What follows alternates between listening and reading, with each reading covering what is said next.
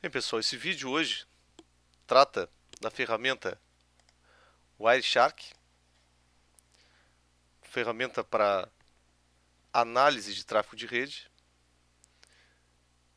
A ideia aqui é fazer uma passagem nas questões das ferramentas fundamentais aqui, de auxílio à análise de tráfego. Então, o que eu estou usando aqui como captura e como foi feita essa captura aqui, na verdade, isso aqui é um tráfego gerado pela ferramenta JPerf, que é o iPerf, modo gráfico para Windows, passando pelo OneName. E esse OneName é uma ferramenta que possibilita causar problemas na rede, por exemplo, adicionando perdas, atrasos, restringindo largura de banda. Tem um vídeo aqui no canal sobre o OneName.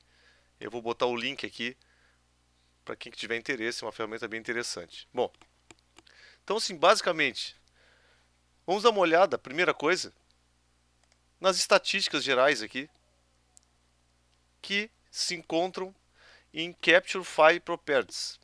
Então, o que temos aqui de informações? O que é esse Capture e o que é esse Displayed? Na verdade, não estou usando nenhum filtro aqui, mas se houver um filtro por porta, por IP, por flag, por protocolo, ele é considerado Displayed, porque o nome desses filtros aqui são filtros de display. E o capturado, na verdade, é o filtro que se faz quando se capturou o tráfego. Então, na realidade, aqui eu já fiz essa filtragem, já fiz digamos, essa separação e me foquei apenas numa conexão. Então, nessa conexão que eu estou mostrando aqui, foram 589 pacotes transferidos, o tempo total de 43 segundos e 370 milésimos, quantidade de pacotes por segundo 13.6, tamanho médio dos pacotes em bytes 1034, então foram pacotes relativamente grandes, quantidade total de bytes 609.124 bytes, então 600 kbytes por aí. Média de bytes por segundo 14 kbytes por segundo. Em bits 112. Aqui foi só uma conversão. Então a primeira coisa que a gente percebe aqui, o tráfego está, né, a vazão foi bem baixa, 112K. Se tratando de uma ferramenta que faz estresse de rede, que é o JPerf, então percebe-se que tem alguma coisa errada aí. Que mais?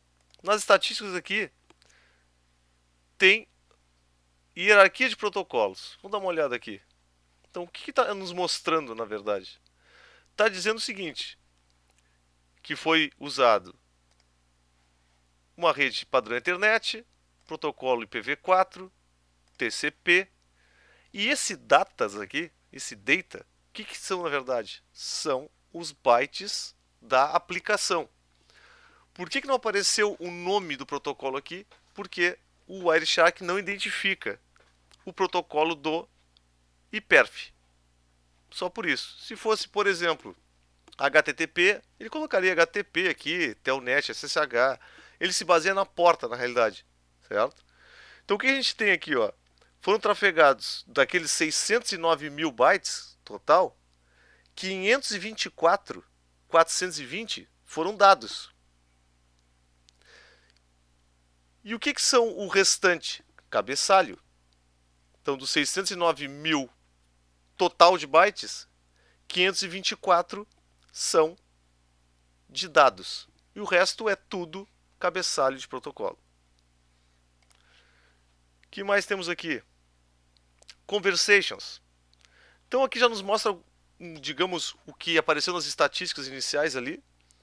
Então nós temos aqui os endereços físicos desses dois hosts aí que se comunicaram, com a quantidade de pacotes que foram enviadas do A para o B e do B para o A, quantidade de bytes do B para o A, bits por segundo do A para o B, bits por segundo do B para o A. Já reparem o seguinte aqui, ó. Do B para o A foram 108k bits por segundo. A taxa de vazão. Num total de bytes de 588. Do A para o B foram 3.717. Quantidade de bytes aqui foram 20k. O que está acontecendo aqui? Isso aqui é um JPerf. O que ele faz? Conecta no host remoto e o cliente envia dados para o servidor. Então, é normal que isso aqui aconteça. Isso aqui está simulando, por exemplo, um upload. De um lado eu mandei 588 KB, e de outro lado eu só tive as confirmações de recebimento desses 588. Porque é assim que funciona o TCP. Se manda dados num sentido e se confirma no outro. Se olharmos a aba IP, vou mostrar os IPs aqui, então eu já sei que o meu IP do meu emissor de dados, quem enviou dados, na verdade é esse cara aqui, 2543. Por quê? Ele é o B. B para A foram 588k. E bytes que estão de A para B, somente 20. PV6 não tem nada. TCP, temos a porta 5001, que é a porta do servidor, 2541 IP, e a porta 49495, que é a porta do cliente, 2543. Então, com essa ferramentinha aqui, com essa funcionalidade do Wireshark, a gente já consegue enxergar uma série de coisas. Então, a gente enxerga qual é o sentido do fluxo de dados. Partiu do final 3 IP para o final 1. Vamos lá. Os endpoints aqui, nesse caso, já que estamos usando somente estamos usando uma captura para somente uma sessão de TCP, não faz muito sentido. Mas se nós pegarmos uma captura com vários IPs diferentes, vários hosts comunicando, nós vamos conseguir visualizar esses caras todos aqui.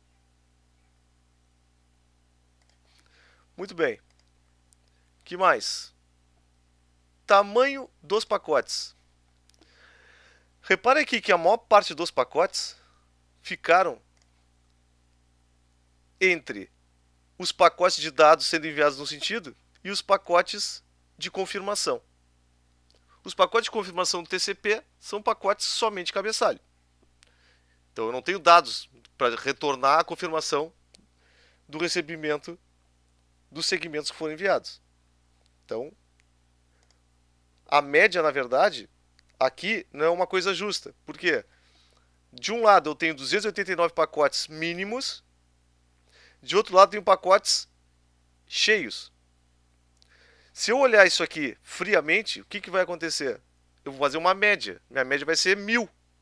Mas eu tenho pacote de 68 bytes e tenho pacotes de 1500. Se a gente olhar aqui, ó, as estatísticas totais, nós vamos ver que a média foi por volta de 1000 bytes por pacote. Se analisarmos só o sentido de envio, então eu vou fazer isso agora. Olha só. Vou botar um filtro aqui para fazer o seguinte. Eu só quero estatísticas de quando o emissor enviou dados. Então eu estou usando ali IP SRC, que é de source. Eu só quero os pacotes que foram emitidos por esse cara aqui. Ó. Eu não quero os pacotes de reconhecimento. Eu só quero os que foram enviados. Se eu olhar agora aqui nas propriedades, reparem, o capture é o total. O display é o que está sendo mostrado aqui a partir desse filtro. Percebam que a média dos meus pacotes aqui foi para 2K. Certo? Então, percebo que o sentido de para onde vão os dados faz toda a diferença. Vamos pegar agora o outro lado. O sentido que só o servidor mandou confirmações. Se nós olharmos as estatísticas, vai se perceber que no display daqui o tamanho médio de pacotes é o mínimo aí, cerca aí de 65 bytes. Ok? Muito bem. Então aqui eu vou limpar o filtro. Vamos seguindo. Aqui o que mais tem de interessante para nós olharmos. Nós vamos olhar agora os gráficos, para a gente interpretar esses caras aqui.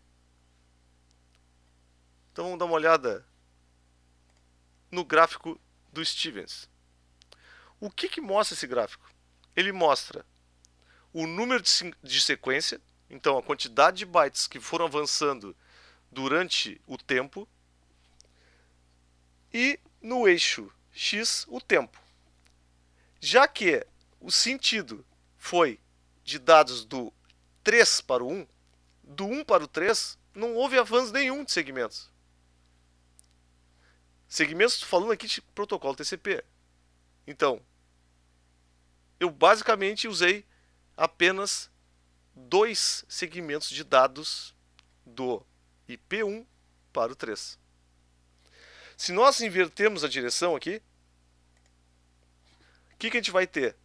A quantidade aqui de bytes totais transferidos. Aqui dá aproximadamente 588 mil bytes. É isso que o IP3 mandou para o 1. Mas não é só isso que me mostra aqui. Ó. Eu estou com o scroll aqui do mouse. O que mostra esse gráfico aqui?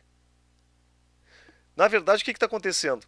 Cada segmento que vai sendo recebido, enviado e confirmado, ele vai sendo montado aqui nesse gráfico. Então, olha só. O que está acontecendo aqui? Por exemplo, nesse trecho daqui até aqui, eu fiquei parado quase uns 2 segundos aqui.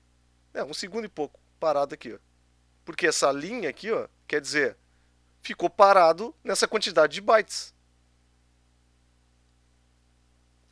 Se desceu aqui, o que aconteceu, na verdade? Eu tenho pacotes aqui que não foram reconhecidos.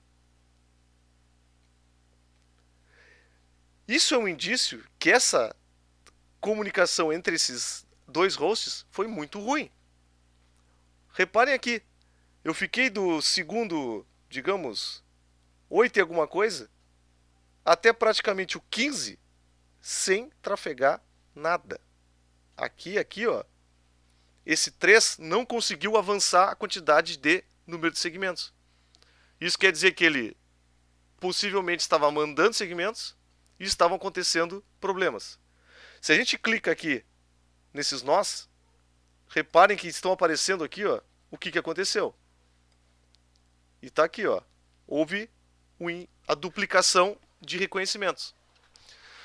O que isso quer dizer? Essa rede tem perdas.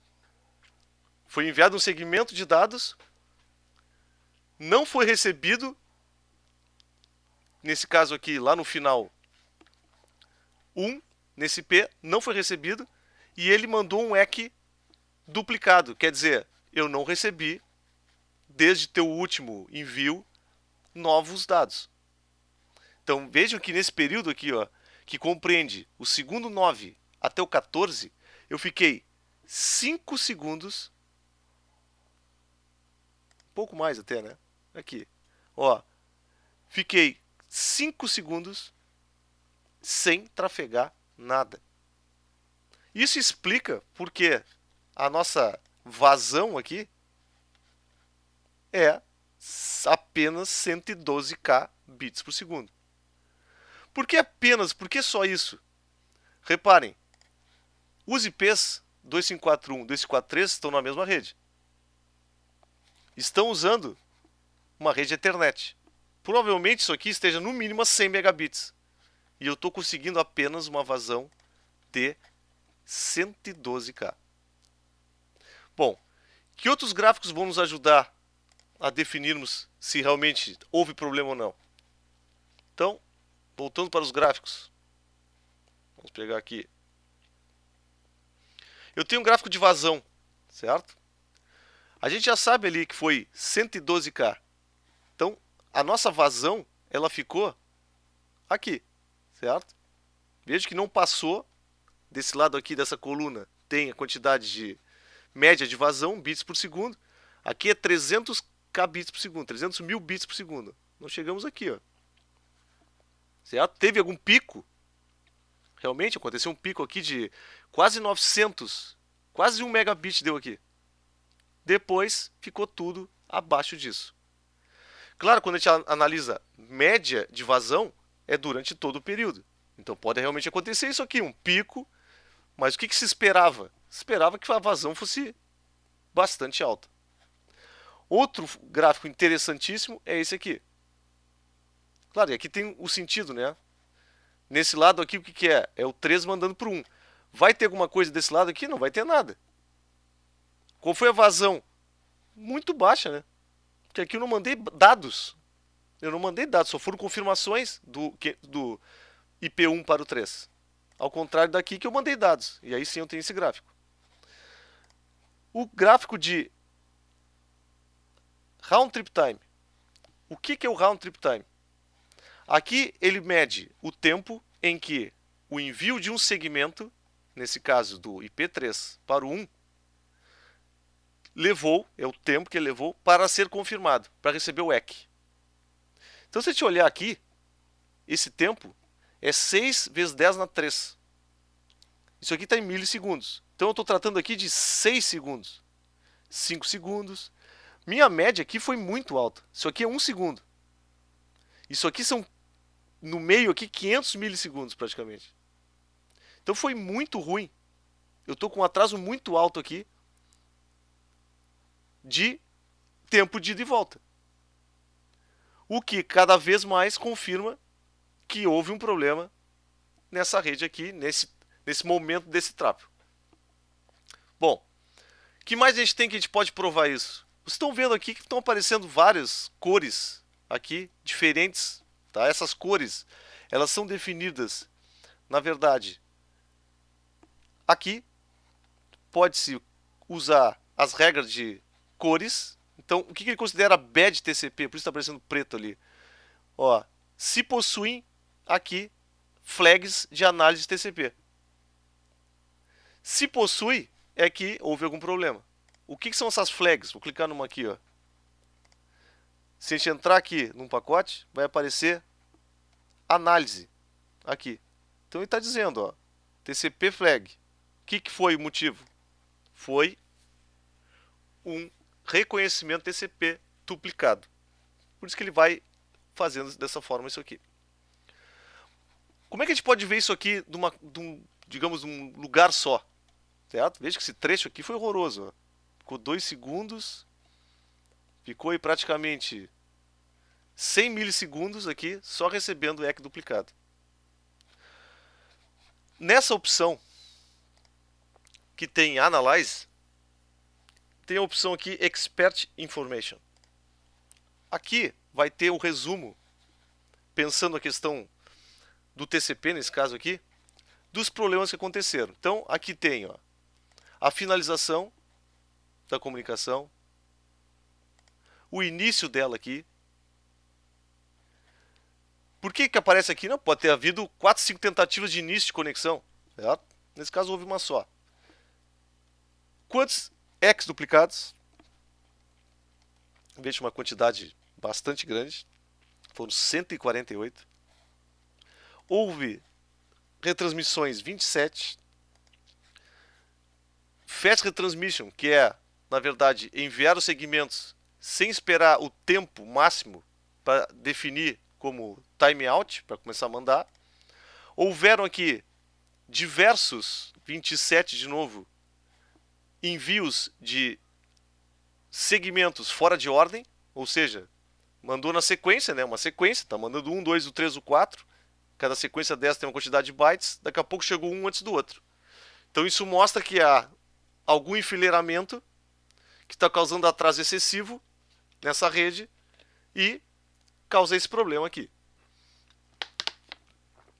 Então percebam que a ferramenta Wireshark, ela mostra, digamos, através das suas funcionalidades aqui, claramente que essa captura não se comportou da forma esperada. Vejam, eu não preciso saber nada sobre em que rede está isso, eu estou analisando a ferramenta, me baseando simplesmente no que foi essa captura, e a gente consegue, através dos gráficos, mostrar, e esses gráficos aqui poderiam ser os, digamos, os indicadores disso, que um fato como esse aqui, imagine uma transmissão, sabendo qual é a natureza da aplicação. Isso aqui é um estressador de rede. Eu fiquei 5 segundos sem transmitir nada na rede, algum problema está acontecendo aí. Ok? Então, o objetivo aqui é que vocês explorem a ferramenta Wireshark, mas tem que ter o conhecimento dos protocolos, principalmente do TCP, como se comporta o protocolo TCP, para podermos definir se houve ou não um problema em alguma troca de dados em rede.